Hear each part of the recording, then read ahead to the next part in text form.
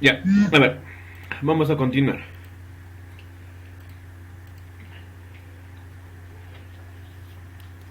Me había quedado en la lixiviación. Entonces,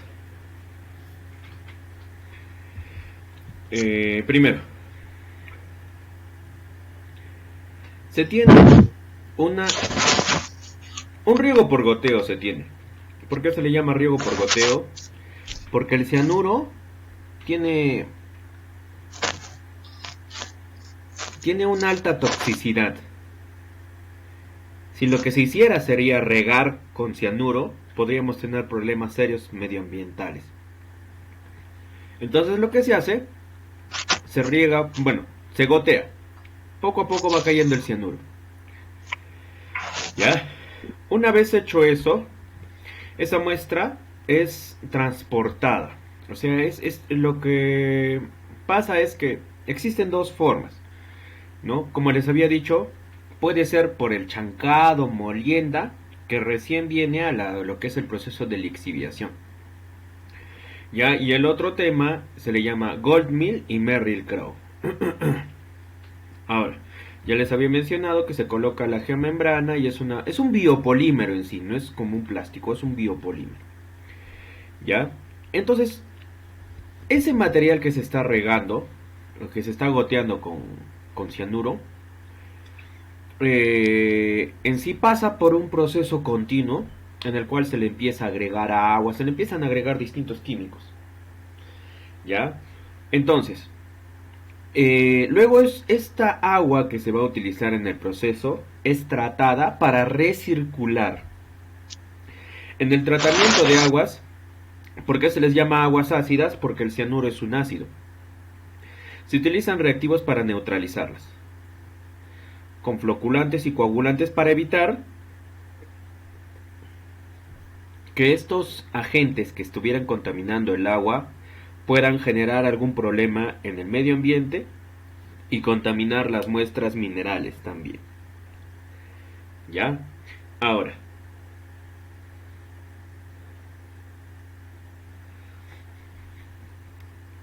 una vez que he pasado ese proceso de tratamiento, vuelve, o sea, se devuelve esa agua al ciclo de trabajo. ¿Ya? Todas las aguas son tratadas antes de ser devueltas. También pueden tratarse aguas para ser devueltas al medio ambiente. En este caso está hablando de la ósmosis inversa, que es empujada por presión por un sistema, o sea, existe acá un sistema de bombeo, el cual va a empujar el agua tratada, va a empujarla, ¿ya?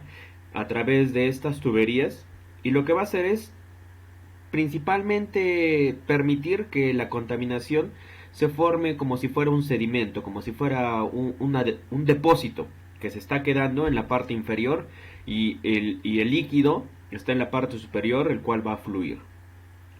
Ya, entonces esas pequeñas partículas finas luego van a ser tratadas para también minimizar lo que es el impacto ambiental y todas las sustancias que pudieran ser perjudiciales no solamente al medio ambiente, sino también a la salud e integridad del trabajador. ¿Ya? En el proceso Gold Mill, como había mencionado, ¿no? Se pasa por un proceso de chancado y molienda para luego ser depositado, ¿ya? Se deposita. Luego de ello, existe las fajas transportadoras que van trasladando el mineral hacia el siguiente proceso. ¿Y cuál es el siguiente proceso? Pasa de lo que se había mezclado con el cianuro. Ahora la mezcla le voy a agregar carbón. ¿Por qué se les echa columnas de carbón? Porque de esa forma se va a impedir que la muestra pueda dañarse. El carbón lo que hace es absorber el calor. Ahorita vamos a ver por qué quiere absorber el calor. ¿Ya? Entonces, en las columnas de carbón van a permitir concentrar esa solución rica. ¿Por qué se le llama solución rica? Porque tiene un alto contenido de oro. ¿Ya? Tienes dos formas en el caso de las columnas de carbón. Esa solución rica es, empieza a circular por estas columnas que tienen carbón activado para que el oro sea atrapado por el carbón. Y en la desorción la solución cianurada que tenía con el cianuro va a recircular. ¿Ya? Se saca el oro atrapado de la superficie de carbón. Primero se atrapa, absorción, se absorbe y luego se libera. ¿Ya? Vamos a llegar ya a la etapa donde yo necesito utilizar el carbón. Ahora, esa solución se filtra para evitar que exista algún porcentaje de humedad que pudiera dañar la concentración de la muestra. Esa solución es filtrada y limpiada y se le elimina el oxígeno. ¿Por qué? Porque lo único que yo deseo para mi muestra es oro. No necesito más, no necesito metales que pudieran contaminar la muestra. Solamente necesito dos cosas. En minería del oro necesito oro y plata. ¿Ya? Ahora, al final, ese carbón que le había agregado, ¿para qué lo quiero? Porque cuando se refine, ¿eso qué quiere decir? Que se va a elevar a extremas temperaturas. Primero 650 grados para eliminar lo que son las impurezas y eliminar la humedad. Y luego a 1200 grados centígrados para volverlo líquido. Y ese líquido luego lo voy a depositar en lingoteras. Perdón. Ahí es donde entra el carbón. El carbón absorbe el calor. Por lo tanto, no se va a liberar el oro. El carbón va a absorber el calor y el oro lo que va a hacer es se va a convertir en una mata, en un líquido que se va a depositar en las lingoteras para formar el producto final. ¿Cuál es el producto final? La doré. ¿Qué es la doré? La barra de oro. El lingote de oro. Y ese lingote de oro tiene 22 kilogramos aproximadamente de peso y tiene un 40% de oro y 56 o 58% de plata. Ya este material luego es llevado al barco y vendido al extranjero. Y cuando he terminado mis operaciones yo tengo que hacer un cierre de minas. Tengo que revegetar, restaurar el medio ambiente y remediarlo. Todo el suelo orgánico que había extraído al comienzo lo voy a volver a depositar y se supone que yo tengo que sanar todo el impacto ambiental que he generado. Entonces, ¿no? Coloco y empiezo a rellenar todas las superficies que había yo dejado abiertas y vuelvo a colocar el topsoil. Pero no solamente se queda en eso. Yo tengo que hacer monitoreos. Monitoreo del aire, agua y suelo para verificar que estoy cumpliendo con los estándares medioambientales que indican la norma y también para hacer ver a la comunidad que yo respeto el medio ambiente. Esa es la forma. Y bueno, con eso termino, ¿no? La revegetación ya es el hecho de que se vuelva a tener un suelo orgánico capaz de producir ganadería y agricultura. ¿Ya? Y eso es todo lo que se refiere al proceso de producción. Ahora, una vez explicado esto, ahora vamos a hablar de lo que es la jerarquía de controles. ¿Hasta aquí tienen alguna pregunta o duda?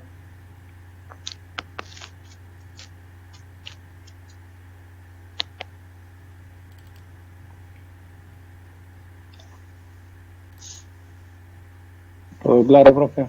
Ya. ¿Dónde está? Titulación por experiencia. Segunda semana. Acá está la jerarquía de controles.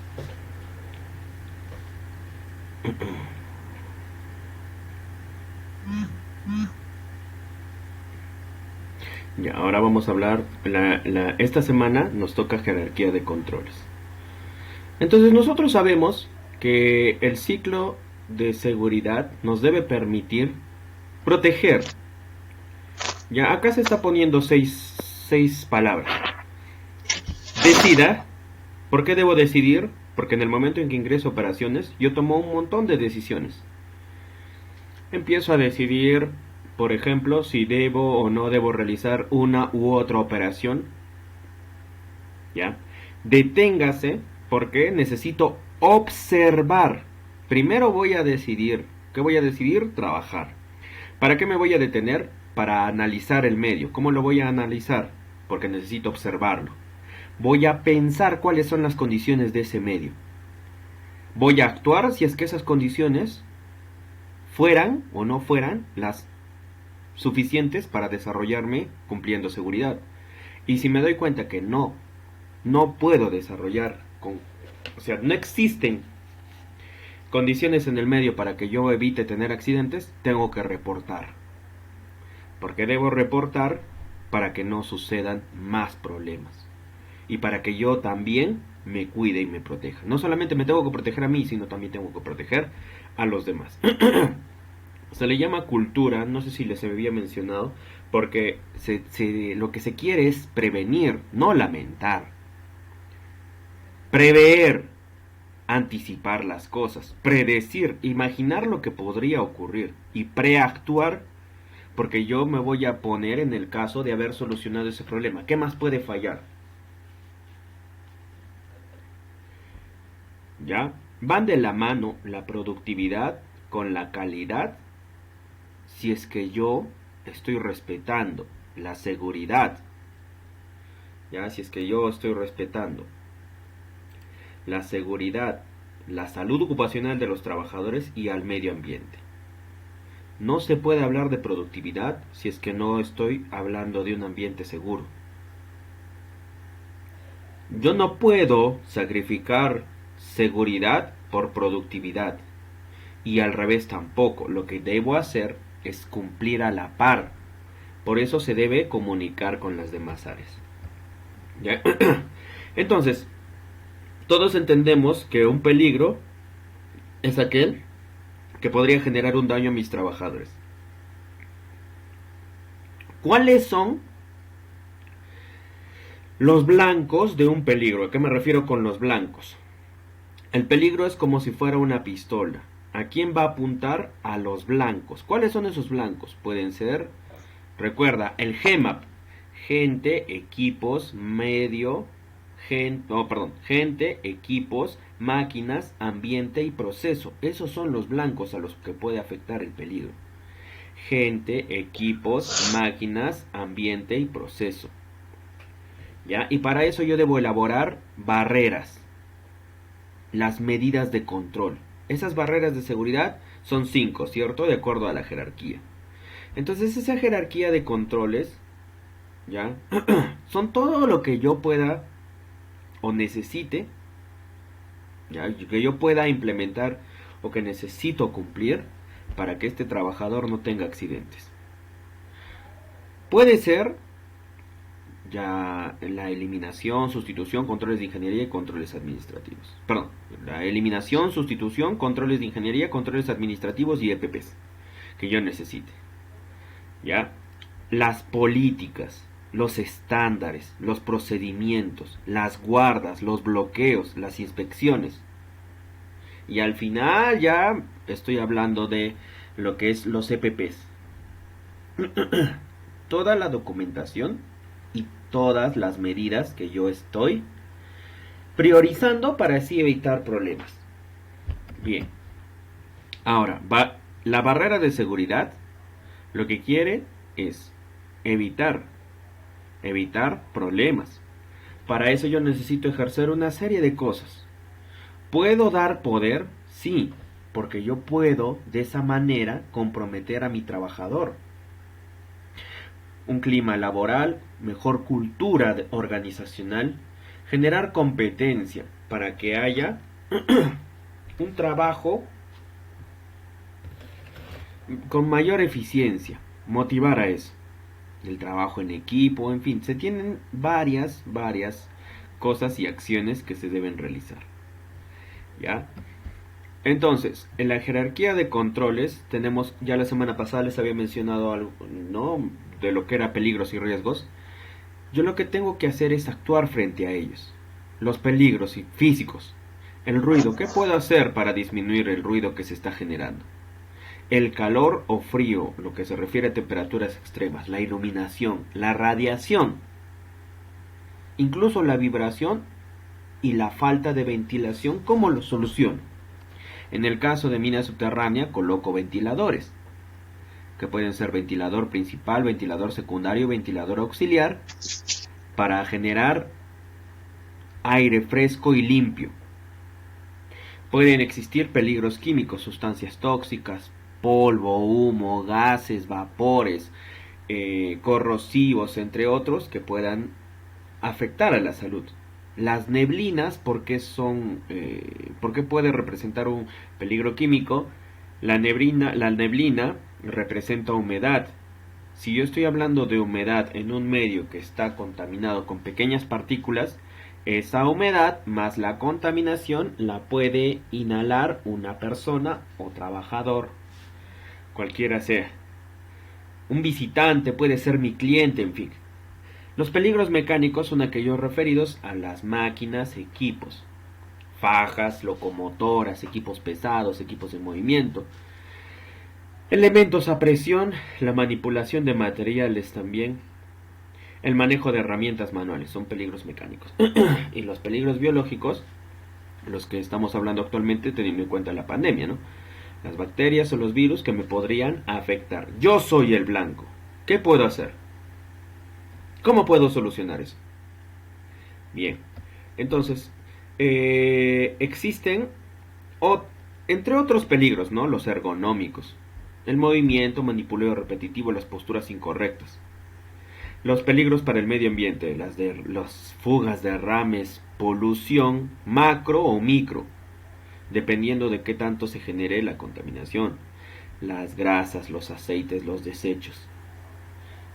Los peligros psicosociales, ¿no? Habríamos hablado de los peligros psicosociales. La intimidación, el acoso sexual, los sistemas de trabajo, mis bajadas, mis subidas, todo eso me genera un estrés. La desinformación, la desorganización.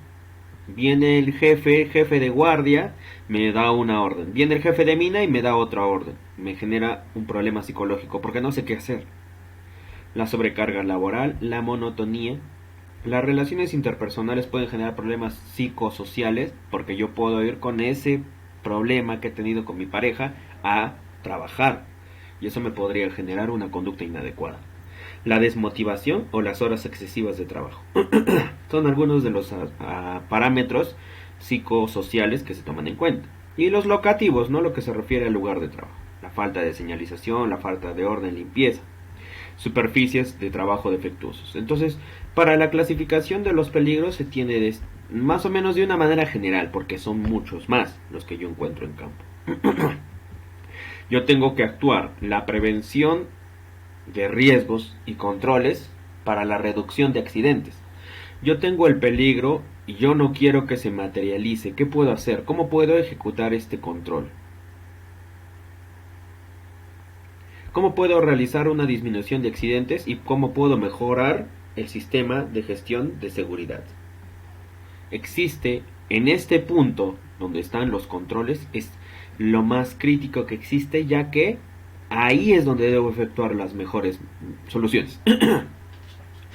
Algunos peligros que se encuentran: alergias, atrapamiento, atropello, asfixia, caída de personal, caída de rocas, contusión, corte, choque, entre otros, que me podría generar en el lugar de trabajo. ¿Ya? Ahora, un análisis preliminar. ¿A qué se refiere con un análisis que yo voy a preventivo, de forma preventiva? Yo voy a analizar, primero voy a identificar los peligros. Luego de identificar los peligros, yo voy a analizar las consecuencias y voy a analizar las probabilidades. O sea, voy a analizar la severidad y la probabilidad de que ese peligro suceda. ¿Ya? Y con el gerente yo tengo que tomar decisiones sobre qué voy a hacer para los riesgos, los potenciales que tengo en el lugar de trabajo. Para reducirlo, eliminarlo, ¿qué es lo que puedo hacer? Una vez implementado ese control, yo tengo que analizar el riesgo residual, porque no se puede siempre eliminar los peligros. Generalmente las jerarquías me sirven como una barrera, sin embargo no lo eliminan. ¿Ya? Entonces, en esa evaluación de riesgos, ¿qué decisiones debo o qué preguntas debo responder? ¿Qué puede suceder ¿Con qué frecuencia puede suceder ese daño o esa lesión, lo que me pueda generar? ¿Y con qué severidad? Una vez que he respondido esas dos preguntas, con qué frecuencia y con qué severidad, voy a realizar qué medidas necesito. Acá tenemos algunos peligros. Pisos resbaladizos, que me puede generar golpe, contusión, traumatismo. Caída de herramientas, golpes. Caída de personas, peligros de parte y máquinas en movimiento, cortadura, tal vez hasta la muerte. ¿Por qué? Porque existen máquinas sin guarda de seguridad. ¿Qué pasa si no tiene guarda un equipo? No va a controlar tal vez el movimiento, la presión, entonces eso puede ser una bomba de tiempo. Ya, frente a esos peligros y riesgos que yo tengo en el lugar de trabajo, ¿por qué o cómo los he obtenido? Porque yo analicé los procesos que estoy desarrollando. Existen un montón de peligros y riesgos. Ya voy a pasar un poco esa parte para definir estos. Yo necesito los elementos, los controles más eficientes para implementar y que de esa manera no tenga accidentes. ¿Cuál es el más efectivo? La eliminación. De ahí sigue la sustitución, los controles de ingeniería, controles administrativos y EPPs. Algunos no le llaman controles administrativos, algunos le llaman señalizaciones, advertencias y ¿qué más le llaman? Y procedimientos, si no me equivoco. Ya, ahora vamos a ver como ejemplos. Yo necesito actuar sobre la fuente para eliminar, para sustituir o tal vez lo pueda aislar. Por ejemplo, si tengo una sustancia química, yo puedo actuar sobre la fuente. En el caso del control del medio ambiente, una protección colectiva porque me va a permitir así evitar que haya un daño a la salud del trabajador. Yo puedo tomar también señalización, estándares, procedimientos, permisos. Pero no solamente eso. Yo debo tener en cuenta qué es lo que voy a realizar para prevenir los accidentes. Ya, para eso debo también, en el caso individual al trabajador, debo capacitarlo, informarle, brindarle los equipos de protección personal, realizarle y especificarle con respecto a los documentos. Puede ser los ATS, los IPRC, los ARO, los PETS, los PETAR, en fin, todos los documentos que necesite el trabajador para así verificar las condiciones de trabajo y aparte para así él reconocer cómo debe realizar de manera segura un trabajo. ¿Ya? Por ejemplo, acá tenemos algunos peligros. ¿Ya? Acá, eliminación, desatar la roca suelta. Entonces ya nos estamos pasando acá un poco a minería subterránea. Voy a hacer un pequeño paréntesis nada más para que te quede claro cómo es que se debe utilizar la jerarquía de controles y lo puedas entender de acuerdo a la realidad y de acuerdo al sector en el cual te encuentras laborando. Permíteme esta acá.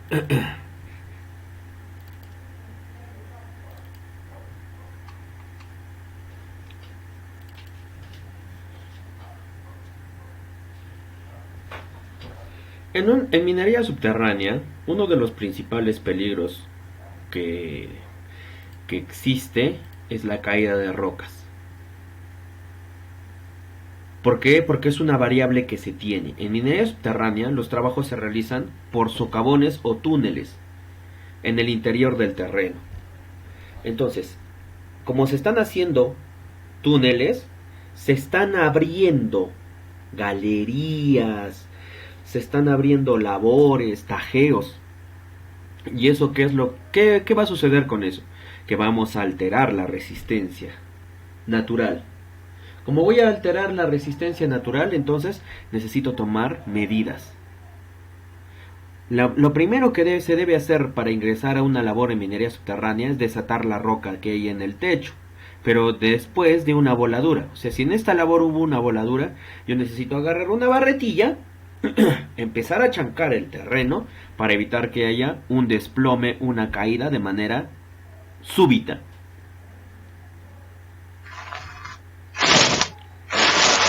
¿Ya?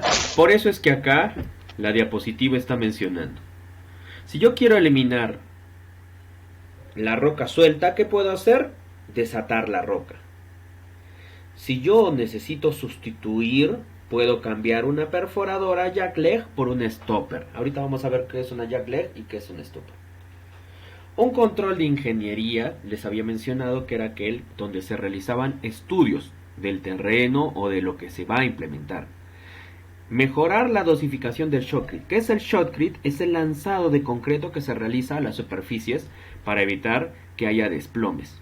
Se le agrega una capa de concreto, se le mezcla con líquido para que así cuando se lanza al terreno fragüe. ¿Qué significa? Que se va a volver sólido, como si fuera cemento líquido que estamos lanzando a presión, pero que va a volverse a una estructura bastante sólida y capaz de resistir en el terreno. Tenemos control, los controles administrativos, ya les había mencionado que son documentos, entre otros. Señalizaciones, los estándares, ¿ya? Y al final, al último, y es el menos importante, que debería darse, o sea, debería darse menos importancia a el equipo de protección personal versus la implementación de un control de ingeniería, una sustitución o una eliminación. Eso no quiere decir que yo lo dejo de lado. En ningún momento dejo de lado el EPP. Pero yo donde debo poner mis esfuerzos en la implementación de los tres primeros. Porque al final los controles administrativos, si es que yo tengo un procedimiento escrito que he desarrollado analizando o utilizando legislación que es de Estados Unidos, pero que tal vez no pueda implementar en mi empresa, de nada me va a servir ese documento. Yo necesito llevar al campo y necesito llevarlo a las condiciones y mi realidad con mis trabajadores, no solamente de forma ideal. ¿Ya? Entonces acá tenemos un peligro roca suelta en un tajo. ¿Cuál es el riesgo? La caída de rocas. Entonces, ¿qué controles se pueden realizar? Se puede realizar el desate de la roca para evitar la caída. Para eso se debe posicionar uno bajo el techo o también realizar un sostenimiento. ¿Ya? Vamos a ver esto del sostenimiento también. Que se debe realizar, todo lo que está indicando aquí es de acuerdo al decreto supremo 024. O sea, ¿debe realizarse con 2 personas? Sí. El ayudante debe vigilar mientras el maestro o el que está haciendo el desate está atento y está concentrado en el terreno también. Todo eso nos lo dicta la ley de manera específica. Ya, control residual, ¿qué es lo que puedo hacer? Colocar madera si es que ya hice ya hice el desatado de la caída, ya solté todas las rocas que estaban en el techo o en la labor. Ahora, ¿qué puedo hacer? Puedo complementar realizando pernos, realizando mallas que me van a evitar caída de rocas. ¿Ya? Entonces, este es un ejemplo. ¿Ya? Este es un IPRC de línea base. ¿Ya? No sé si se está observando bien. Salud. Sí se observa, profe. Ya, entonces ahí tienes. Corporación Minera Virgen de la Merced. Ya tienes ahí de la fecha de elaboración, 2019. Entonces, tú primero tienes que tomar un proceso. En este caso, ¿cuál es el proceso? En todo IPRC de línea base, se supone que lo que se debe contemplar, bueno, en este caso se vio por necesario contemplar desde el ingreso, o sea, la supervisión y planificación que se realiza. El reparto de guardia, que es el reparto de guardia donde se van a juntar los ingenieros encargados de operaciones y el ingeniero de seguridad para definir qué áreas son las que se van a trabajar ese día, qué trabajos, qué operaciones. Ahí se va a realizar una planificación. Luego, cuando estás en el terreno, ¿qué haces? Una supervisión. Así sea un trabajador, debe supervisar para estar atento frente a las condiciones del terreno. Ya, ahora, ¿qué es lo que van a hacer? Recopilar datos en gabinete. ¿Para llevar a qué gabinete? A topografía, a geología, a seguridad, entre otras áreas. Entonces, como se va a hacer el sistema completo, o sea, se va a planificar y supervisar todas las áreas, entonces yo necesito una buena iluminación.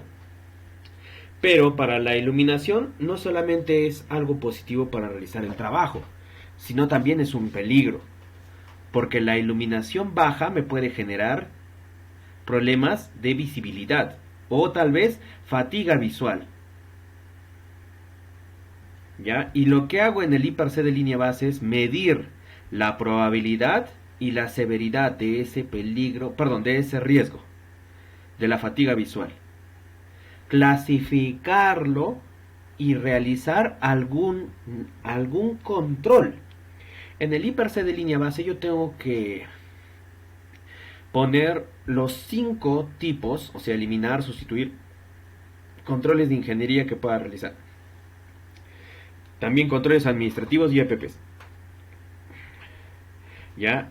Controles de ingeniería. Puedo usar protectores de pantalla.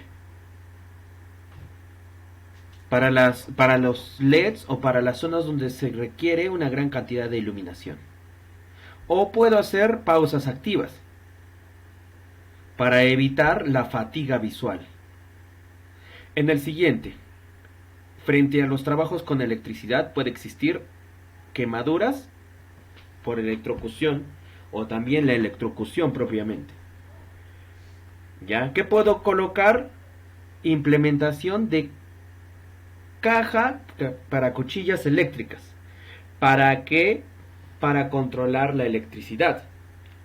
Capacitación en seguridad eléctrica. ¿Qué debe hacer el trabajador cuando está cerca a una fuente y si es que es su trabajo? El de mantenimiento el de mantenimiento eléctrico, o sea, el electricista es el que debe ser capacitado en esta importante tarea.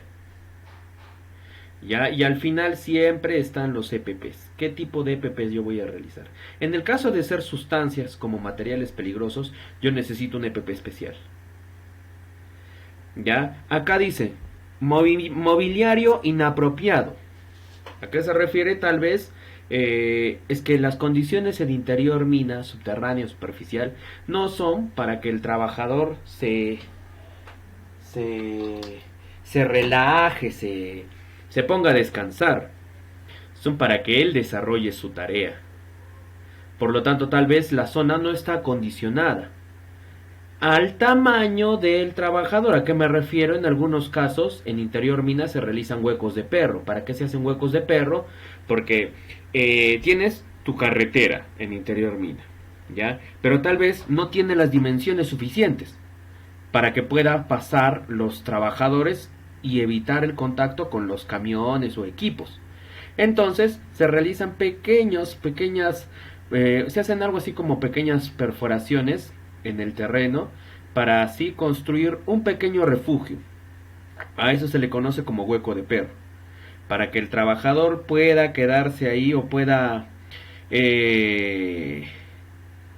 detenerse un momento mientras los equipos están pasando, porque tal vez 2 equipos están intentando ingresar y no voy a tener yo espacio para poder tener una circulación como persona. Solamente van a tener que pasar los equipos pesados. Ya para eso también. Entonces, se toma en cuenta todas las operaciones. Desde la supervisión, en este caso lo tomamos en cuenta, la inspección de la labor donde se va a ejecutar el proyecto, la elaboración del plan anual, en este caso del plan anual de operaciones, o sea, el plan de minado, ¿ya? Y se han ido tomando todas las características que existen. Todas las operaciones Les había mencionado que se dividen los procesos, se dividen en etapas, las etapas en tareas, las tareas en qué, en pasos, no, perdón. Primero es proceso, etapas, actividades, tareas y pasos. Así se divide un proceso. Entonces tú tienes primero el proceso general. El proceso se subdivide y de esa subdivisión tú tienes distintos peligros. Y ahora, de esos peligros, tú buscas los riesgos, los evalúas y también las medidas que vas a realizar.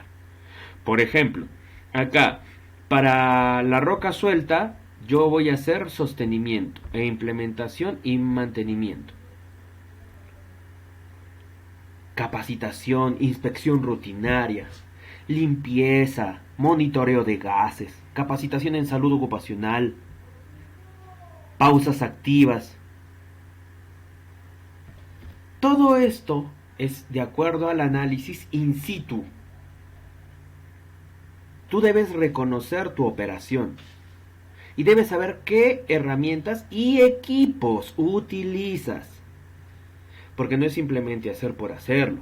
Acá, bueno, yo no lo he copiado todo porque es bastante. Ya, pero uno de las labores más críticas, a ver, la voy a buscar, ¿dónde está? No sé si lo habré puesto voladura o no lo habré puesto el hecho de la voladura. Desetado de rocas sueltas, pintado de la malla de perforación.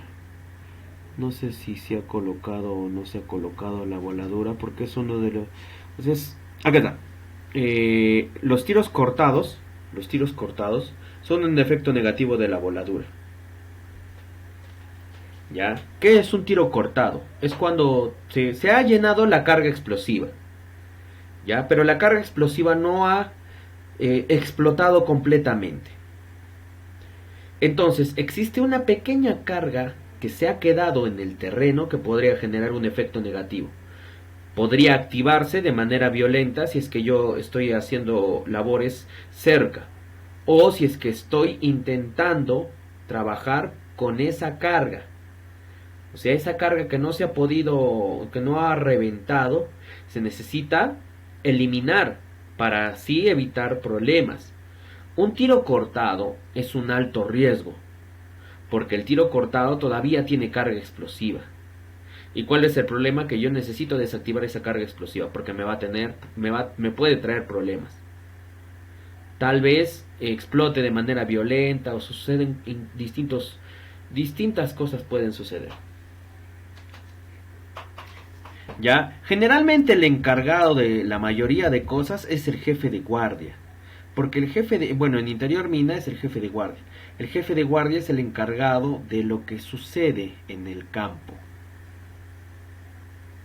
O sea, ¿quién soluciona todos los días los problemas? El jefe de guardia. Pero ¿con quién debe trabajar de la mano? Con el supervisor de operaciones. Perdón, el supervisor de seguridad. Porque el supervisor de seguridad es el que va a verificar la implementación de estas medidas, de la jerarquía. Y también verificar, monitorear, si es que yo ya realicé una malla, un sostenimiento, he realizado alguna medida, barandas, he colocado plataformas hidráulicas. Entonces, esa medida está siendo eficiente, está teniendo fallas, ¿qué es lo que está pasando? Todo eso yo lo tengo que hacer o lo necesito como reporte. ¿Dónde? Lo necesito como reporte para darle seguimiento, para hacer verificaciones no solamente con los supervisores, sino también puede ser con el comité de seguridad. Darse un tiempo siempre para verificar las condiciones de trabajo. Ahí es donde se vuelven efectivas la jerarquía de controles. Yo no puedo tener esta jerarquía de controles simplemente como un documento. A mí me debe servir para decirle a mi jefe, al gerente, al encargado del proyecto, que las cosas están yendo bien y que no estamos teniendo problemas. Tal vez uno que otro accidente leve, pero no estoy teniendo problemas graves. Pérdida de tiempo, días perdidos, en fin, o días cargados, como le llaman, ¿no? Ya para eso se implementan estas medidas. ¿Sí? ¿Hasta ahí estamos bien?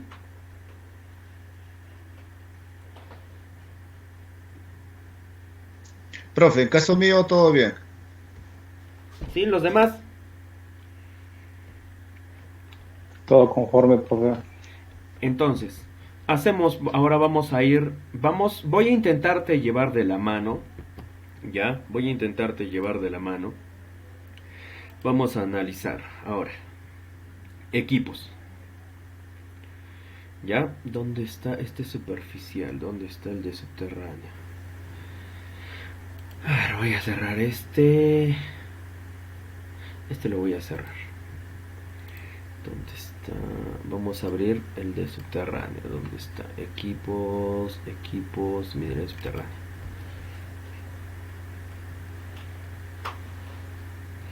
Ya.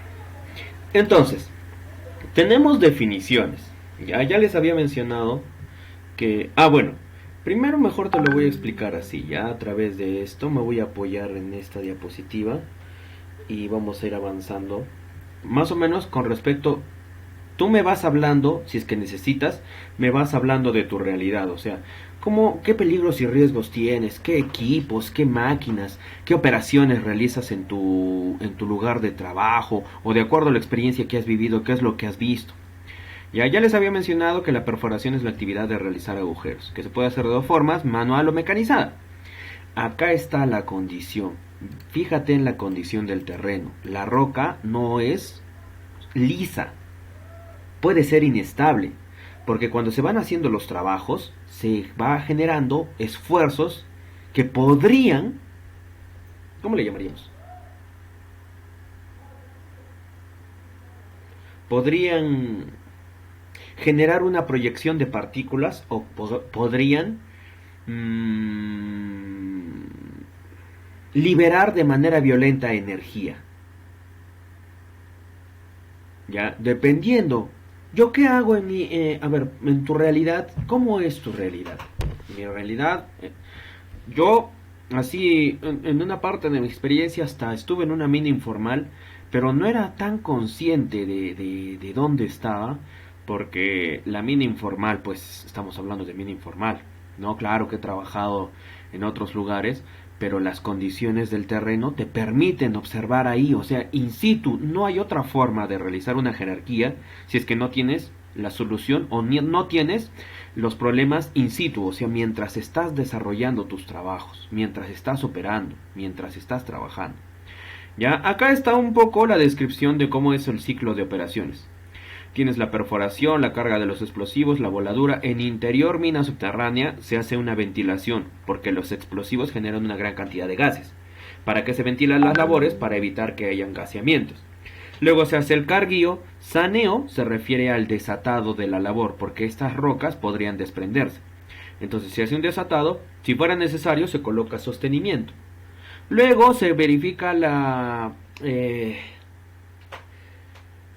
las gradientes, pendientes, lo que es los anchos y todo eso, se verifica con el área de topografía. ¿Ya? Y luego continúa y continúa el proceso. Entonces tenemos aquí, ya, este de aquí. Esto es, todos esos puntitos que estás observando, todos esos puntitos, ¿ya? Son taladros. Cada uno de ellos es un taladro. Cada uno de ellos va a ser cargado con explosivo. ¿Qué hace aquí este señor llenando en un cuaderno? Tal vez está haciendo las anotaciones con respecto a las condiciones del terreno, a las condiciones del equipo, cómo se está desarrollando. Este señor que hay aquí, me imagino puede ser el supervisor, perdón, el jefe de guardia. El jefe de guardia tiene que verificar. Generalmente cascos azules son los trabajadores, ¿no? Los ayudantes, el maestro perforista. Pero en este caso no se le llama maestro perforista, se le llama operador. El operador del equipo pesado. Ya, eso es por un lado. Y por el otro lado tienes un equipo, ya tienes un equipo que lo que va a hacer es sostenimiento. O tal vez está haciendo agujeros en el terreno para liberar también la presión del agua. Porque hay muchas condiciones. Yo tengo que saber también cuáles son las condiciones de mi lugar de trabajo. Esas condiciones naturales. Puede ser agua, puede ser roca, puede ser suelo, puede ser equipos, puede ser personal, entre otras cosas. Ya, entonces, esto es lo que mencionaba yo, a lo que le llamo broca, es esto. Estas brocas tienen por qué dos agujeros, porque por un agujero va a ingresar el agua y por el otro agujero va a ingresar el aire comprimido. Generalmente los equipos en interior mina utilizan aire comprimido, porque es la energía más económica que existe. Tiene un bajo costo y aparte tiene una alta potencia, o sea, su relación costo-potencia no es comparable con otras energías. La energía además que me brinda seguridad. Para el aire comprimido yo no necesito instalar energía eléctrica. El aire comprimido yo lo único que necesito es hacer la instalación del sistema de aire que va a estar por toda la mina y lo alimento con un compresor. Nada más. ¿Ya? Claro, hay ciertas fallas que puedan suceder, pero no son problemas como que una persona se puede electrocutar con el aire comprimido. No es así. ¿Ya? Esta broca es lo que te decía, tiene estos dientes, y esos dientes lo que van a hacer es triturar. ¿Por qué se necesita dos agujeros? El aire comprimido es para que pueda ingresar la energía que necesita el equipo. ¿Y para qué el agua? Porque cuando va avanzando la perforación, cuando va abriendo agujeros, lo que pasa es que el material que se está escariando, o sea, el material que se está empujando, lo que se está triturando, puede generar un atoro. Ya, tal vez el barreno se pueda plantar. ¿Qué es un barreno plantado? Cuando el barreno, o sea, el barreno es la barra integral. Ahorita vamos a hablar del barreno, ¿ya? Que es la longitud, o sea, es la barra que voy a necesitar para perforar. Puede tener 2.4, 2.7, 3 metros, o en minería superficial tienen 15, 20 metros. Entonces, esa barra integral va a ir avanzando, y mientras va avanzando, va generando ahí restos de roca que va triturando, ¿cierto? Entonces esos restos de roca se pueden hacer que ese avance se detenga. A eso se le llama plantar. Cuando un barreno se planta es porque se detiene en el terreno. ¿Ya? O sea, es un peligro la perforación, pero tienes también métodos, medidas de control. Ya, algunos equipos utilizados, acá tenemos una plataformas de operación encima de un camión. Se puede colocar. Ya, como les había mencionado, existen métodos de sostenimiento para evitar que la roca se caiga. Ya, esto es un control de ingeniería, porque no es que yo instalo por instalar. Esta planchuela que está colocando, esta base de acero, generalmente de metal, tiene unas características de resistencia para la cantidad de peso que tiene. Esta malla que se está observando también, por eso es un control de ingeniería, porque no es que se coloca porque sí, se coloca de acuerdo al tipo de terreno que yo tengo. Yo debo analizar mis variables. ¿Cuáles son mis puntos críticos? ¿Cuáles son esas actividades que representarían mayor riesgo? Ahí es donde debo efectuar las medidas más rápidas. Eso no quiere decir que dejo de lado de lo demás, pero sí es lo más importante. Y dependiendo en qué sectores y en qué áreas. ¿Ya? Este sostenimiento se realiza con el fin de evitar que estas rocas puedan dañar al trabajador. Se realizan mallas electrosoldadas. ¿Por qué mallas electrosoldadas? Porque esta malla se va a adherir al terreno.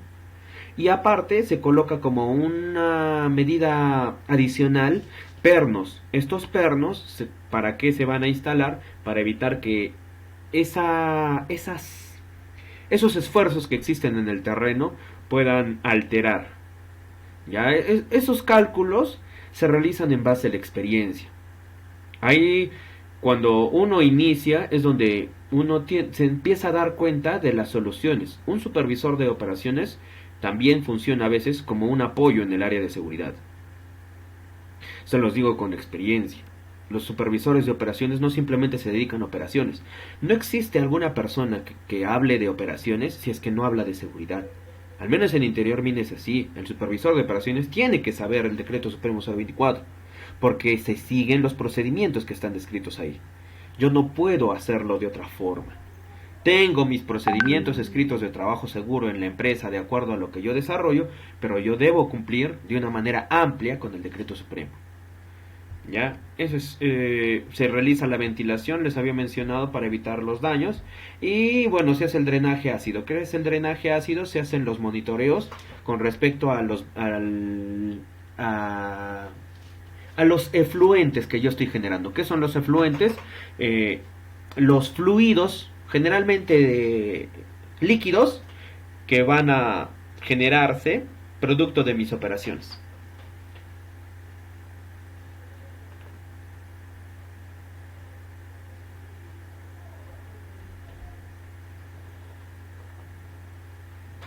Ya, lo que siempre se monitorea también es los gases.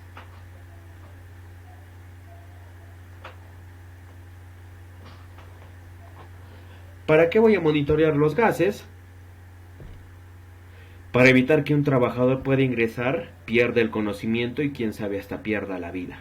Al menos eso es en minería subterránea, porque existen otras características en minería superficial. Este trabajo, esta decisión es un peligro. Imaginemos que esto nada más tiene, no sé, 3 metros de altura, pero la caída de cualquiera de ellos puede ser fatal.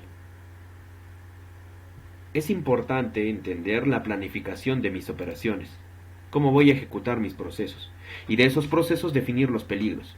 Aquí, por ejemplo, una perforación convencional, bueno, más que convencional, una perforación artesanal, donde los trabajadores no tienen ni siquiera, o tal vez no saben cuáles son los peligros y riesgos. Y no me lo tomen a mal ya, pero no debo permitir que exista ignorancia. La palabra ignorancia no está mal.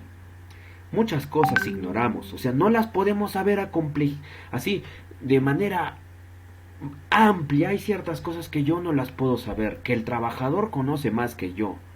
Por eso es que debo estar coordinando con ellos. Debo dejar que ellos me colaboren también en el área de seguridad.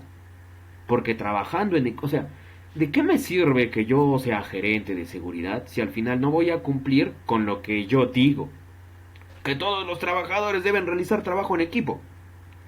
Y yo nunca brindo confianza a mis trabajadores para que ellos puedan tener ese respaldo de trabajo en equipo. De que realmente la gerencia se compromete con su seguridad. No sirve si es que el trabajador cree que la seguridad es un documento y que no es algo que lo aplica día a día. Si es que no es parte de su cultura, va a ser muy difícil o de repente imposible cambiar su forma de pensar. Porque es lo que debo hacer. O sea, no se trata de que yo debo gastar, no sé, $20,000 implementando un sistema de gestión. Sino se trata de que mis trabajadores que van a estar conmigo todos los días puedan atender o solucionar y evitar tener contacto con esos peligros. Es importante que el trabajador, si es que yo puedo, de mi oficina, un momento, hago una inspección en campo y verifico cuáles son las condiciones y cuáles son las actitudes que tiene.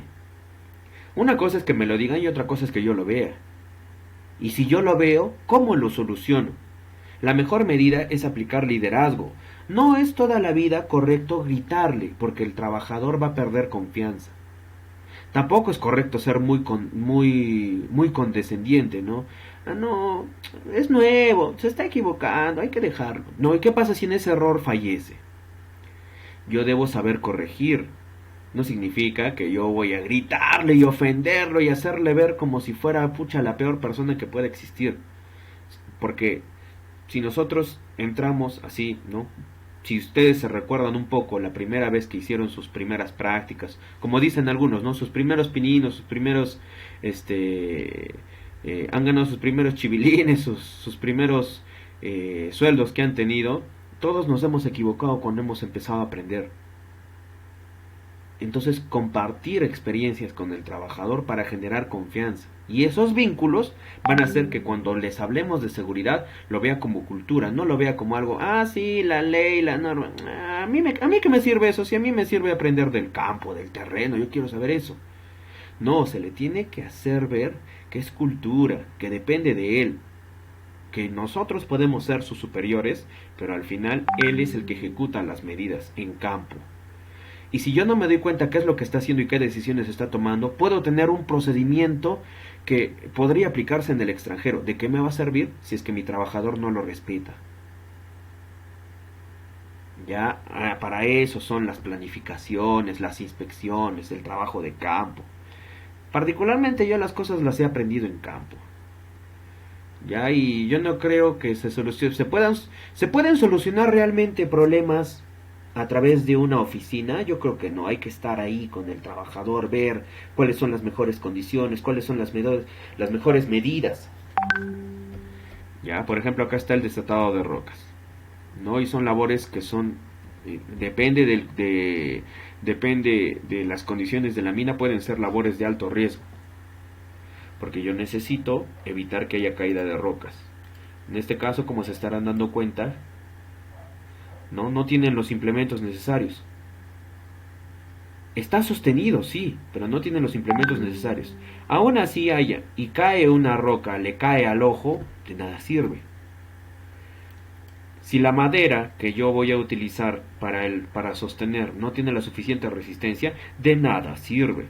Si el arco de este metal que yo estoy utilizando tiene, por costos, yo he abaratado en los procesos, y al final esta medida no va a ser tan eficiente, de nada sirve. Y así sucesivamente seguiría, pero bueno, vamos a ir analizando más o menos poco a poco. Ya voy a terminar con esto. Ya, ahora vamos a ver, o sea, de acuerdo a los equipos que yo voy a empezar a mostrar, ya les he mencionado un poco de la perforación y ahora vamos a explicar. Este es un equipo que se utiliza, una perforadora convencional. ¿Por qué es perforación convencional? Se realiza con la fuerza de la persona. La persona toma el dispositivo a través de este control de avance en la parte trasera. Tiene un control de avance que me va a permitir yo apoyar mis manitos. Ya en la cabeza trasera me va a permitir definir lo que es el golpeteo. El regulador de velocidad también. Es como si agarraras un taladro. Ya, solo que un poco más grande. Porque acá yo voy a colocar una barra, la cual va a tener contacto con el terreno. Ya, más o menos así, o sea, así se va a verle el equipo cuando esté ya listo para trabajar. Esta es la barra de perforación y esta es la broca. Esta broca va a tener contacto con el terreno, pero esta barra de perforación es la que va a ir avanzando, o sea, va a ser el ingreso, va a ser el taladro. ¿Qué peligros puede tener con respecto a esta máquina? Si esta máquina empieza a fallar, el peligro puede ser para el operador porque podría mutilarse. Como este equipo va a ser golpeteo, podría triturarse una mano. Vamos a ver, uy, perdón, me equivoqué, qué marca.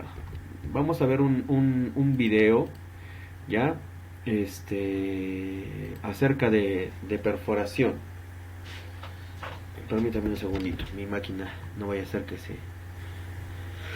Uy, como les he estado explicando ahí a través del PowerPoint, mi máquina a veces como que no sé qué le pasa y ¿cómo le dicen? Se lajea, ¿no?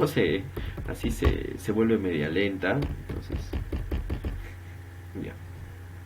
A ver. Vamos a analizar acá. Porque todavía ese video le tengo que poner su nombre. Para que me entiendas, ¿no? Con respecto a esta realidad de la minería, de la perforación. ¿Cómo es la perforación?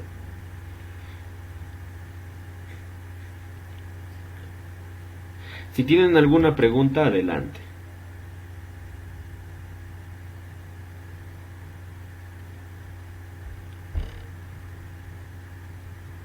¿Hasta aquí tienen alguna pregunta? Doctor, sí, buenas tardes. Le acabo de enviar una pregunta al chat. A ver, vamos a revisar. ¿Nos podría hacer de conocimiento qué tipos de gases existen en el interior? Ya. Los gases que existen en el interior mina dependen del tipo de mineral, roca y de... ¿qué más? Puede ser hasta incluso del yacimiento que se tiene. Más o menos voy a apoyarme, todavía tengo acá los minerales, y acá está. ¿Ya? Voy a explicar con estos tres ejemplos de minerales. Si yo trabajo con calcosina, los gases que puedo generar son gases sulfurosos o tal vez humos metálicos. ¿Qué es un gas sulfuroso? Aquel que contiene azufre. ¿Por qué contiene azufre, profe? Porque así se ha dado la mezcla, la composición química de acuerdo a la erupción volcánica. Ya, entonces cuando yo perforo, se separan los componentes, se separa el cobre del azufre. Se puede desprender el azufre y yo podría tener contacto con ese agente. Y por el otro lado, ¿por qué humo metálico? Porque este metal que se va a desprender, que puede ser el cobre, acá también dice que en pequeñas cantidades tiene fierro y tiene hierro, perdón, y tiene plata, entonces yo lo puedo inhalar. Si es que tengo una deficiente ventilación, me va a generar problemas en la salud, porque todos esos gases, ¿dónde van a terminar? En mis pulmones. Yo los voy a terminar inhalando. Ya, eso es con respecto a este caso. Si yo tengo cobalina, igual es un azufre de cobre. Ya, generalmente los humos, los gases que yo tengo en interior mina son gases de azufre. El monóxido y dióxido de carbono, ¿por qué? Porque los equipos generan combustión y esos gases se van a empezar a acumular. Luego tienen los vapores de agua. ¿Ya? También la filtración de agua es un problema en minería porque el agua subterránea, por las fracturas que tiene el terreno, ¿a qué me refiero con fractura? Voy a poner, ¿dónde estaba el allá? Estas rajas, estas líneas que son como cortes en la roca, se le denominan fracturas. Existen varios términos, ya no los quiero marear, solamente les quiero hablar de la fractura. Y esa fractura, acá por ejemplo tenemos una fractura, perdón, esta línea que está cortando, así como si fuera que lo hubiese pintado yo, esa línea es una fractura. Mientras más fracturado esté el terreno es más inestable, porque se vuelve como si fuera arena. Mientras más fracturas, y no solamente pueden ser horizontales, verticales, inclinadas, o sea en las tres direcciones, X, Y, Z. Y yo tengo que analizar esas condiciones del terreno. ¿Ya? Ahora, eso me puede generar polvo y ese polvo me podría generar, yo lo podría inhalar ese polvo. ¿Qué otros gases tenemos en minería? A ver, los gases de azufre, que me provoca intoxicación. Tienes los gases de nitrógeno, también. Tienes los gases monóxido, dióxido. ¿Qué más tienes? En el caso de las minas de carbono tienes el gas grisú, que es un gas explosivo, porque genera una combustión. ¿Qué más tienes? A ver, puedes tener humos metálicos de mercurio. El cinabrio, por ejemplo, que es un mineral que está asociado al oro, tiene contenido de mercurio. Entonces todas esas condiciones yo las debo analizar. ¿Cómo las analizo? Se utiliza un Altair. Lo voy a colocar acá como un comentario. El equipo Altair 5X, bueno, generalmente el 5X, puedo tener el 4X también. El Altair 5X es un equipo, es como si tuvieras un sensor, pero que específicamente te va a mandar cuáles son los valores de los gases. Azufre, los monóxido, dióxido, los gases de nitrógeno, tienes los gases, ¿qué otros gases puedes tener? Si es que fuera necesario la medición de la humedad, porque de repente la humedad está también generando problemas en la temperatura, pero para eso necesitaría un higrómetro para medir la humedad. Tienes, ¿qué otros gases puede medirte el Altair? Nitrógeno, azufre, que son los principales, porque son también producto de las voladuras. O sea, en las voladuras se generan todos esos gases. Los gases de azufre, los gases de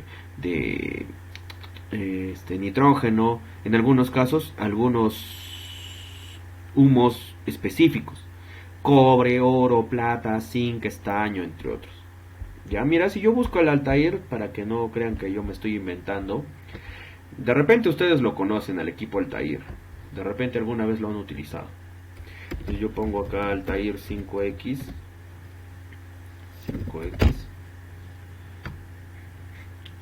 y ahí me va a indicar, es gas detector, ya, es un detector de gases.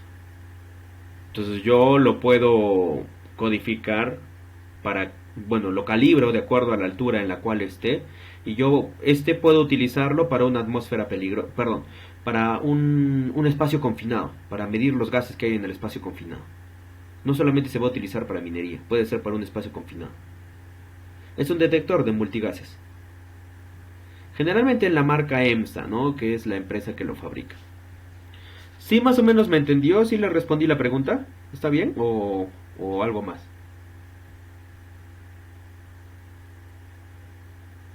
Gracias, profesor. No, de nada, al contrario. Ay, a ver. Ah, ya. ¿En qué estaba? En los equipos que... No, esto no es... Esto ya los presenté. Voy a ir cerrando algunas pestañas porque me estoy mareando. Ya. Entonces, si utilizas esta máquina y tienes los peligros. Peligro mecánico puede ser. Esta pata de avance, esta barra de avance, esta barra, lo que me va a permitir es dar la estabilidad al terreno. Es así. Así se debe perforar de manera correcta. Yo no debo estar apoyando mi cuerpo en la máquina. Se supone que debo cuidar mi espalda, porque cuando voy a realizar perforación, yo no voy a estar una horita y media perforando, yo puedo estar 3 horas, 4 horas. Y si es que hay problemas encima, puedo estar 5 o 6 horas perforando. Entonces eso puede afectar la ergonomía del trabajador. ¿Un factor ergonómico puede ser un peligro para el perforista? Sí, puede ser también el factor del agua, porque como te darás cuenta acá se están mandando dos mangueras, una manguera de agua y una manguera de aire comprimido. Entonces, imaginemos si es que sucede algún problema, no coloco bien, no ensamblo bien las partes, el aire comprimido tiene una gran presión, entonces puede empezar a chicotear, o sea, como si fuera una manguera que tiene una gran presión y está empezando ahí a lanzar el agua para la izquierda y a la derecha como si fuera una culebra, algo así puede generar. Y todos esos peligros debemos controlarlos. Por eso debemos estar seguros de cómo hacer para sujetar estas mangueras al equipo. En algunos casos se les coloca como grapitas. O sea, son como dispositivos que me van a evitar que esto se salga. Ya, esa es una posición correcta. Esta se llama jackleg. Esta perforadora se llama jackleg, que me puede servir para hacer perforación frontal, como perforación, o sea, perforación de frente, perforación vertical, ya sea ascendente o descendente, o sea, hacia arriba o hacia abajo. Es una máquina bastante versátil porque puede hacer cualquier frente. El detalle es que tiene que ser manual. O sea, yo no la puedo operar a través de un equipo. ¿Ya? Más que un equipo, es una herramienta porque es manual. Tienes la jackhammer. La jackhammer es un equipo para hacer piques, para hacer perforación vertical, descendente, ¿no? Y ahí te das cuenta. Por su peso, generalmente se apoya su peso hacia la parte inferior. Este es un acto subestándar. Número 1, no se tiene las condiciones del suelo. Yo no sé si es que ha hecho un IPRC, pero imaginemos que el trabajador está realizando ese trabajo, entonces yo tengo que hacerle una retroalimentación. ¿Quién te ha capacitado a ti sobre la operación del equipo? Ingeniero, no he recibido capacitación. ¿Y por cómo estás acá operando el equipo si no has sido capacitado en esta? Es que me dijeron que necesitaban y que haga este trabajo. ¿Quién te ha mandado? El ingeniero tal. Hablas con él, porque no pueden permitir esto. ¿Ya? Más allá de sus EPPs, esto yo me refiero, mira las condiciones del terreno, ¿no? La semana pasada les había mencionado qué diferencia había entre ver y observar. Entonces, ¿qué es lo que ves?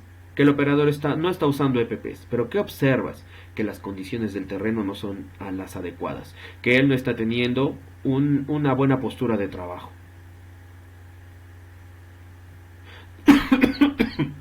Perdón.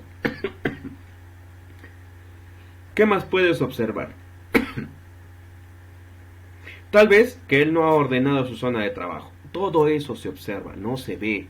Yo veo una persona que está haciendo un trabajo a lo lejos, pero ¿qué observo? Que lo está haciendo mal. ¿Ya? Por eso había la diferencia entre ver y observar. Esta se llama jackhammer. ¿Ya? Este equipo se llama jackhammer. principalmente para hacer piques. ¿Qué es un pique? Es una labor vertical ascendente, hacia abajo. ¿Ya? Este stopper principalmente nos sirve para hacer trabajos en chimeneas. ¿Qué son las chimeneas? Son labores verticales ascendentes, o sea, hacia arriba. Y ahí no sé si se están percatando que generalmente es para que el operador esté erguido en lo más que puede. La mayoría tiene una barra de avance, una pata de avance. Control de avance, pero esta es la barra de avance. Acá tienes la barra de avance. Este no tiene porque como es en forma vertical, no necesita, simplemente se coloca. ¿Ya? Y esta sí tiene una barra de avance para estabilizar en el terreno y poder mantener ahí el equipo fijo y que así no tenga problemas. Ya, stopper. Tienes los equipos mecanizados. En manera mecanizada se utilizan los jumbos electrohidráulicos. Ahora, si voy a utilizar un equipo, necesito comunicar y coordinar con las demás áreas. ¿Por qué? Porque este equipo va a ser va a disparar tus mediciones de ruido. Tiene un motor, tiene dos brazos hidráulicos en este caso. Pues no solamente puede tener dos brazos, las condiciones del equipo también, los estabilizadores, está bien estacionado, el operador está concentrado en el trabajo, ¿cuáles son las condiciones? Ah, ya, me había olvidado. Ahora que estamos viendo acá de perforación, antes de que me olvide, estábamos a punto de... Eso era, ¿no? Queríamos ver el video de la perforación.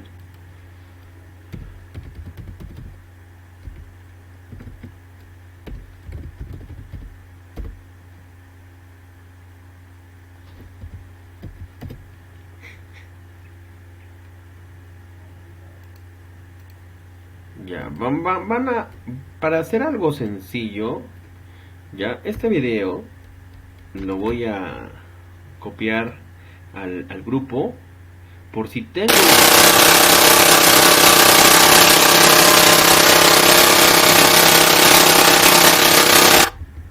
Disculpe, voy a disminuir me había olvidado.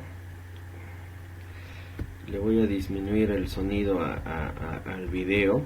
Me había olvidado, disculpe.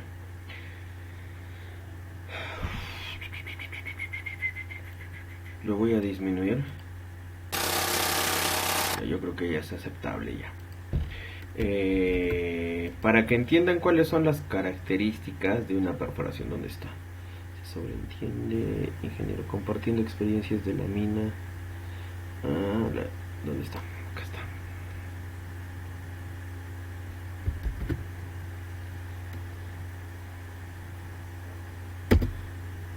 Ahí está. Y ahora lo vamos a analizar acá ya.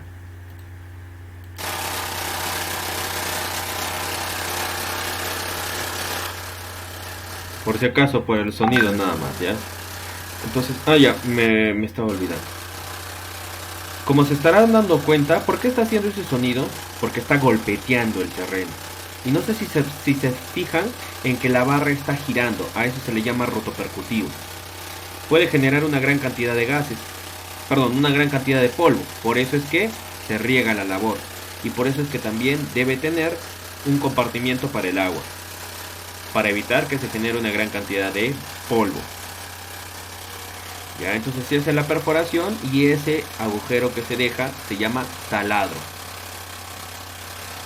Pero como estamos perforando hay que tener mucho cuidado porque va a existir una exposición a la vibración. En algunos casos existe agua en el terreno y esa agua puede generar presión y esas condiciones hay que también analizarlas.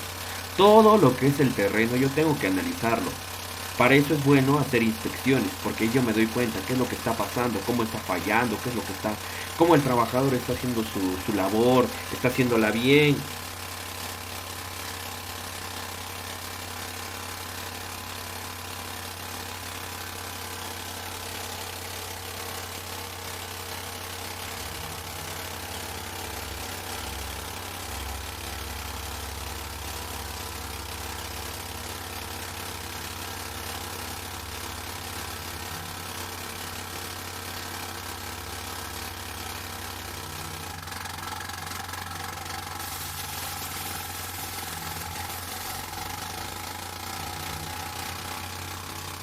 Ya, ahora, cuando ya se está quedando sin longitud para perforar, ¿qué creen que se hace?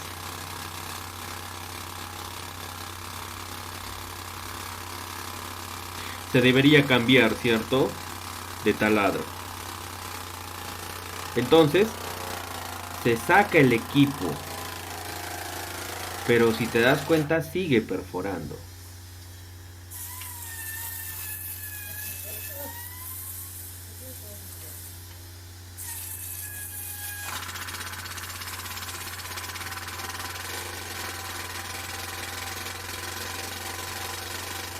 Se disminuye la velocidad de la perforación, pero el equipo sigue perforando.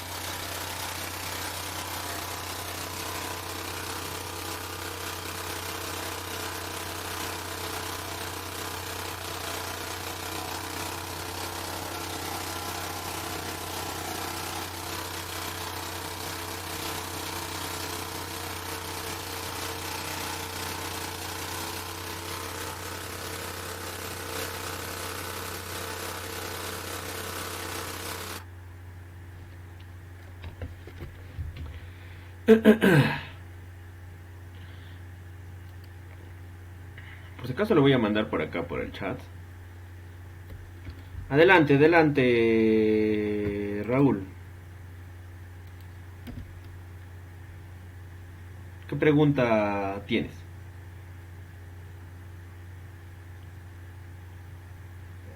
Profe, trabajos de socavón en minería se considera como trabajo confinado. No necesariamente. Te lo explico así. ¿Dónde están mis diapositivas?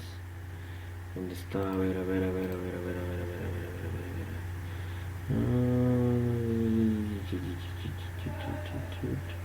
¿Dónde está? A ver este.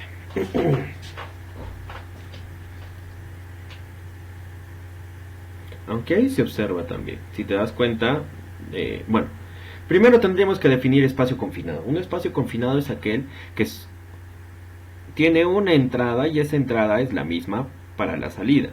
2. Que se tiene condiciones de oxígeno deficientes.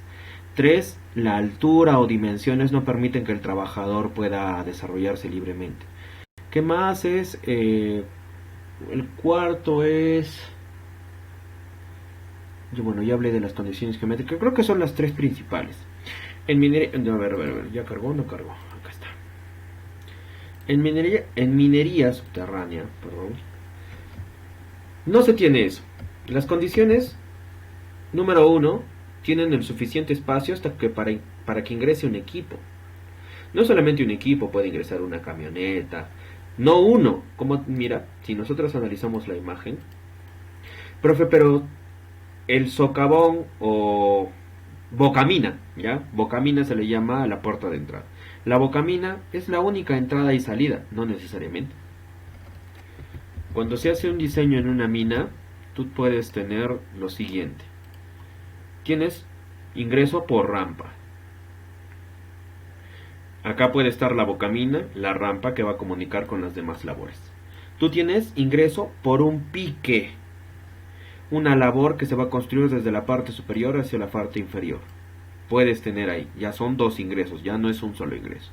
Y además, las características en el terreno, mínimo, en minería así convencional, la más chiquita que puede existir, tú tienes 1.80 por 2.10. O sea, 1.80 de ancho por 2.10 de alto. Pero sigue siendo chiquito, no necesariamente. Porque tendríamos que hablar del oxígeno y en todas las minas subterráneas hay ventilación. Por lo tanto, queda descartado que hay deficiencia de oxígeno. No se habla generalmente. No es un espacio confinado. ¿Cuál es un espacio confinado? Y sí te podría dar la razón. En algunos casos se construyen chimeneas. Y en esas chimeneas se coloca...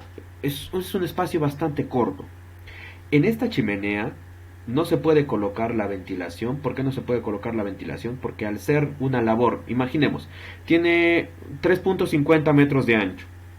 Pero como es una labor de producción, yo necesito dividirlo por la mitad. La mitad que voy a trabajar va a tener madera, va a tener protección. La otra mitad va a quedar vacía para que pueda caer desde la parte superior hacia la parte inferior, pueda caer el mineral. Ya. El pique también es parecido en algunos casos. El pique y la chimenea en interior mina sí pueden ser espacios confinados, porque no se tiene el suficiente oxígeno, espacio y todas las características que te he mencionado. Pero no todas las labores, porque hay labores que son bastante amplias. Ya, por ejemplo, ¿no? Analizando acá un poco, ahí tienes las labores. Tiene condiciones de ventilación, tiene condiciones de aire, de iluminación, agua, tiene un montón de cosas. Ahí están los equipos y no siempre son espacios confinados. Y ahí está, si ingresa un scoop tram, pues una persona puede trabajar. Ahí está, acá, en la parte derecha del equipo, ahí tienes, esta manga gruesa es la ventilación, por ahí va a pasar el aire limpio. Ya, en algunas zonas sí podemos hablar de espacios confinados, pero no en todos los lugares. ¿Sí me entendió? Sí, profesor, está Listo, claro. Gracias. listo, no se preocupe. Entonces, ahora, yo por qué les quería mostrar, bueno, voy a cerrar esta diapositiva. ¿Cuál más puedo cerrar? Esta la voy a cerrar también. ¿Qué más puedo cerrar? Esta diapositiva. Para no marearme, porque como hay tanta información, acá. Ya, yo voy a que cuando tienes un equipo, se supone que tus trabajadores, operadores o conductores deben haber llevado cursos no solamente de seguridad vial y manejo defensivo, no solamente teóricos, sino prácticos. Debe existir una capacitación. En mina se les llama personal acreditado. ¿Qué es personal acreditado? Se hace una capacitación. Ya, se aprueba la capacitación, personal capacitado. Tiene un certificado. Pregunta, ¿un certificado será suficiente para saber si es que el operador o el trabajador ya está preparado para realizar una labor? ¿Será suficiente una capacitación nada más? No, profe. De ahí viene el segundo paso, el entrenamiento. Si es que el trabajador va a llenar el IPRC, ¿cómo entrena? Todos los días se elabora el IPRC. Y yo tengo que verificar ese IPRC que he llenado. ¿Lo has llenado bien? ¿Lo has llenado mal? ¿Por qué está mal llenado? Yo tengo que consultarlo con el especialista. Siendo ustedes los especialistas en seguridad, entonces, a ustedes se les tiene que preguntar, ingeniero, disculpe, ¿está bien llenado este IPRC? A ver, déjame ver. Pero acá has tú considerado un peligro que es la máquina, pero tú eres el operador. Ah, Inge, yo me refiero a otros equipos. Ah, ya. Equipos en movimiento, entonces. Y para elaborar todo eso, debes tener todos esos peligros mapeados en una matriz hiper-C de línea base para que puedas utilizar esas palabras técnicas con todos los trabajadores. Y no decirle a uno una cosa y a otro otra cosa. Ya, siempre que hables de equipos, se debe considerar que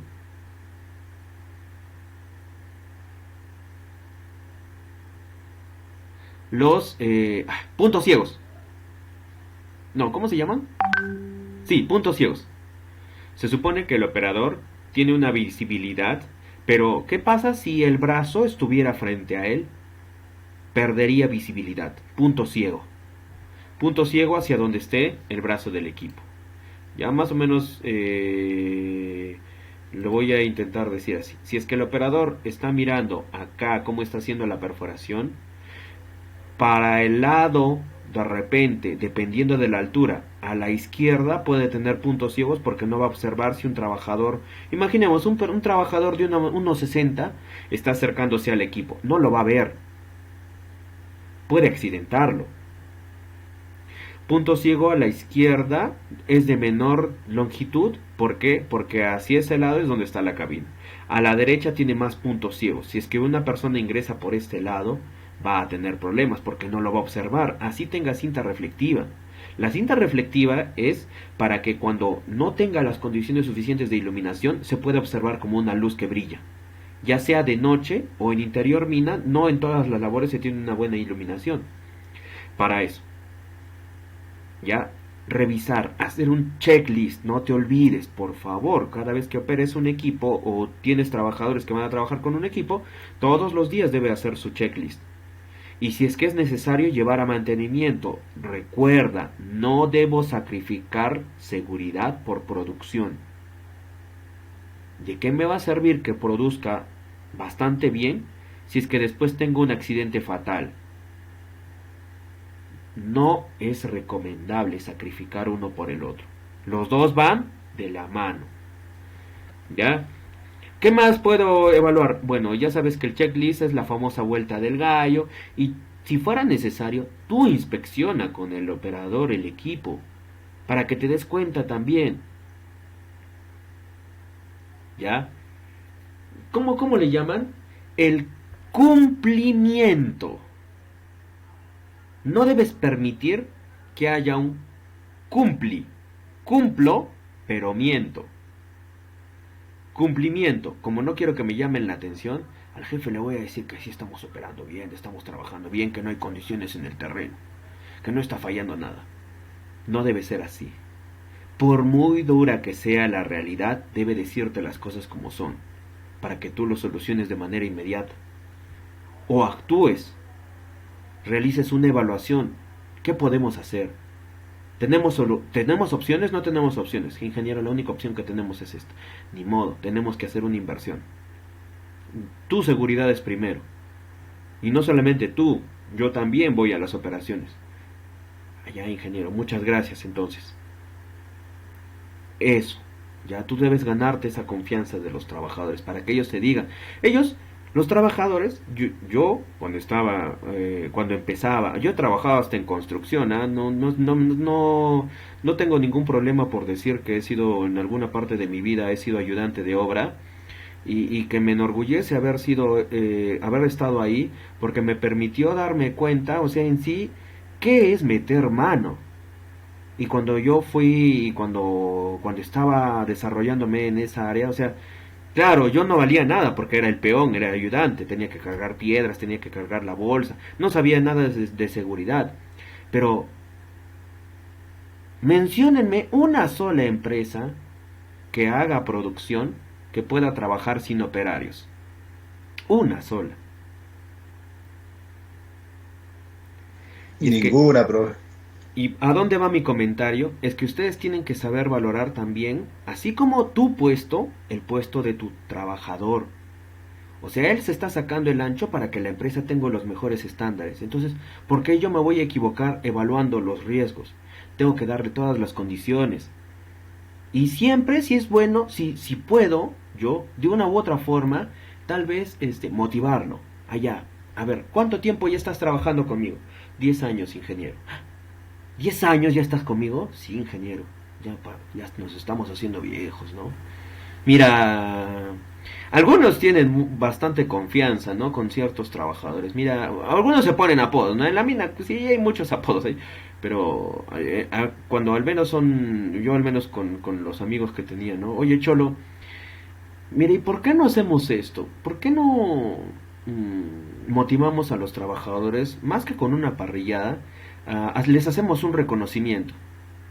Una vez al mes empezamos a felicitarlos por el trabajo que están teniendo. Así tengan problemas. Así estén yendo mal. ¿Sí tú crees? Sí. Eso va a mejorar un poco su ego, pero debería alimentar ¿cómo le llamaríamos? Debería alimentar su motivación para que el trabajador no simplemente crea que está ahí por un sueldo, sino está ahí porque crece como persona, como profesional, porque su jefe lo reconoce. Mira, ahí viene, él y a todos por igual, porque si es que vas a darle a uno, siempre a uno los reconocimientos, los demás van a decir, otra vez el sobón. Ya, sí, que le den nomás su certificado. Yo sigo mi chamba nomás. Eso es importante, ¿ya? Los jumbos no solamente pueden tener 2 brazos, pueden tener hasta 5 brazos. No sé si lleguen hasta 6, pero ¿sabes por qué? Porque se le puede colocar, se le puede instalar incluso una plataforma hidráulica para que pueda existir un ayudante que visualice al punto donde están haciendo las perforaciones. Ya existen empernadores también que van a colocar pernos para evitar que el terreno pueda venirse abajo. Esos son controles de ingeniería. Ya les había mencionado de los equipos. Tú tienes que estar atento también tus radios de giro. Lo que estás utilizando, en este caso, ¿sabes por qué se le llama electrohidráulico? Porque utiliza energía hidráulica y energía eléctrica. ¿Y qué pasa si es que yo tengo agua? Puede tener contacto con la energía eléctrica y podría provocar un cortocircuito, una electrocución. ¿Ya? Acá voy a hacer voy a hacer el paréntesis, ya, para hacer la última pausa, el último descanso y para irnos de largo, ya hasta las 7:40, ¿no? Para irnos de largo y poder terminar esta parte y más o menos hablarles, o sea, cómo si se solucionan, qué podemos, si ustedes me pueden comentar cuáles han sido los más graves riesgos que han podido enfrentarse sus trabajadores, para que comentemos, ¿no? Y hagamos una sinergia. O sea, no solamente se trata de que yo les diga todo, sino de que ustedes participen. ¿Qué medidas creen ustedes? O si no, pregúntenme a mí, no, yo tengo este problema, ¿qué medidas cree usted que se puedan aplicar y solucionar? En fin. ¿Ya tienen hasta aquí alguna pregunta?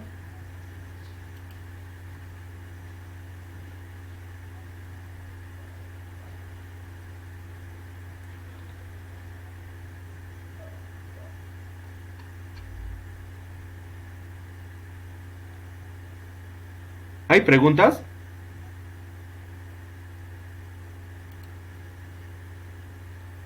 Somos... Profe, en Adelante. caso mío, todo bien, profe, todo bien.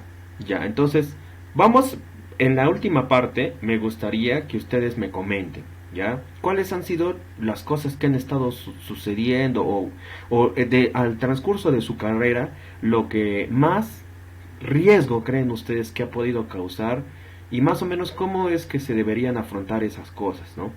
Lamentablemente nadie nos va a preparar para cuando existe un accidente fatal, pero hay ciertas cosas que se pueden prever y sí se pueden trabajar. Bien, entonces vamos a hacer la última pausa, regresamos a las 6 en punto, ¿ya? Ya después de eso hacemos de largo, me gustaría interactuar con todos ustedes para que me comenten, me digan, de acuerdo a la realidad de su empresa, ¿no? Yo he tenido este problema y eso, ¿ya? Para que podamos interactuar. Listo, muchachos, entonces los veo a las 6.